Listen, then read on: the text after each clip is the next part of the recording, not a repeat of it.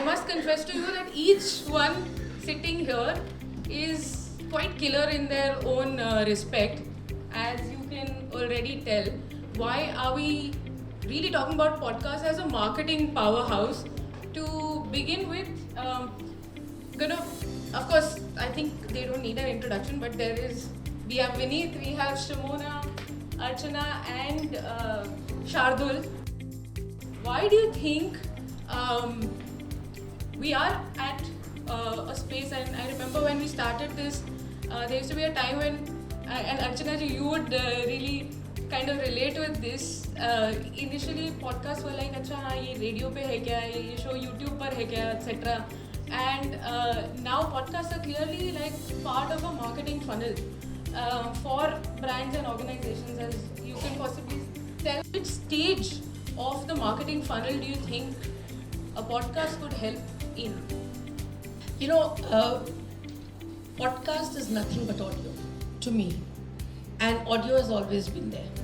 And India has a tradition of oral communication.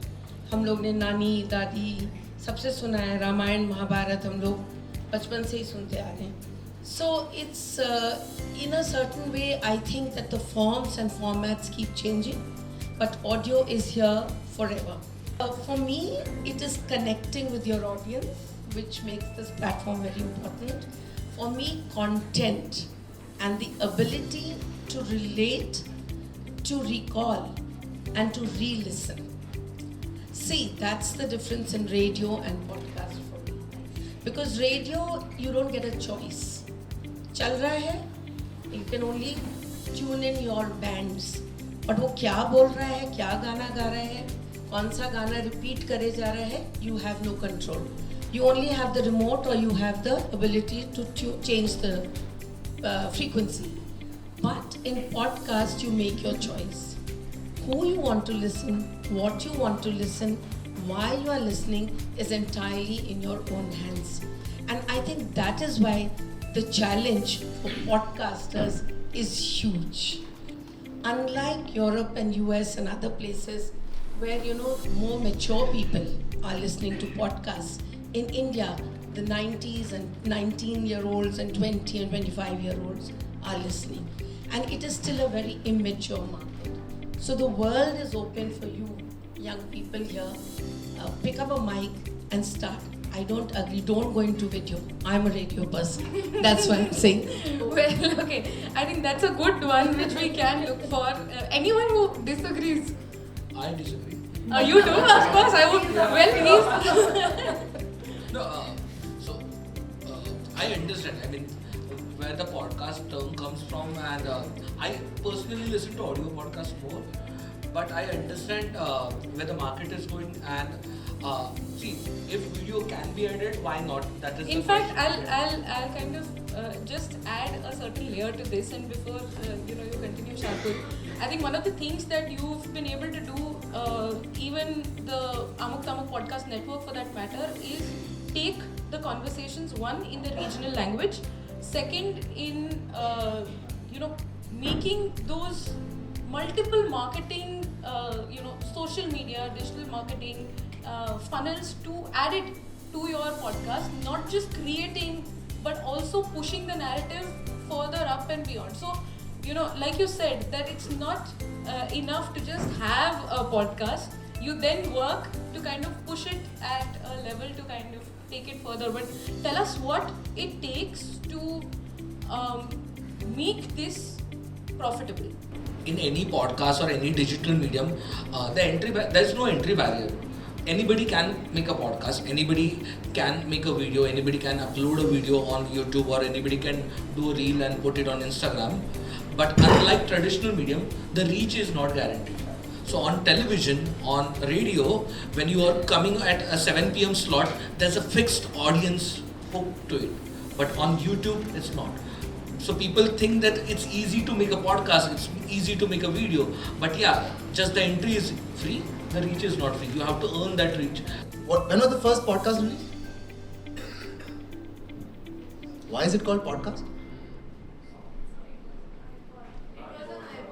Oh wow, well done. So first podcast release when? when the first iPod came out? Kind of sort of. 2004, right? So first podcast 2004, it's called the podcast because it was first broadcast on the iPod. Now there is no more iPod, but we still have the vestiges of a podcast with us, right? Podcasts are not scalable. What is the biggest podcast in this country goes out to 1 million people. 1 million, TRS. I know this because I see the numbers. The biggest video show in this country goes out to how many people?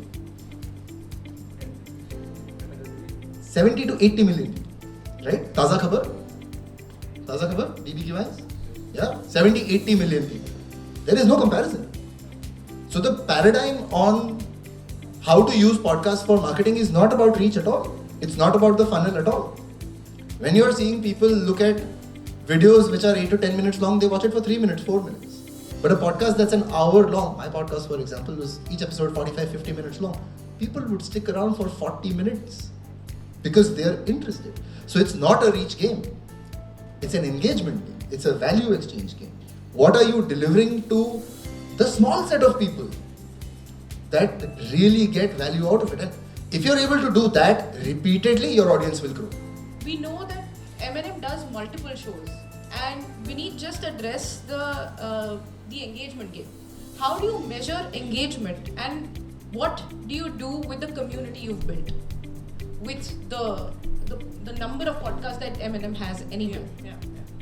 So I agree with Vineet when he says that even if we are not catering to a large audience at this point. I think there's a long way to go in Indian podcasting. But whoever we are catering to have an emotional connection to your show. If you have a story, if you have a appointment viewing kind of a pattern where everybody is hooked onto, for example, Bhaskar Bose, when we created Bhaskar Bose, now every listener knew that every Tuesday there will be a new Bhaskar Bose episode.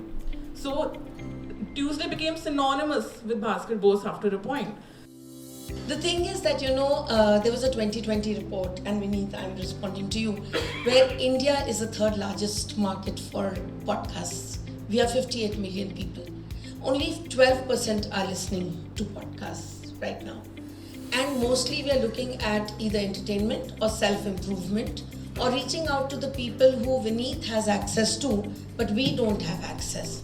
So we are getting a face, a voice. I don't know whether you do vodcast or podcast, a word I learned yesterday, podcast. But the fact of the matter is that let's not get into this crowded market. I'm totally with him. He's found his audience on video, vodcast, podcast. But keep it pure, and the world is waiting for you. Because only 12% people are yet hooked on to entertainment and self-improvement and like business people wanting to know how to grow business, blah, blah, blah. But there are hundreds of topics that are waiting to be told, to be heard, to be created.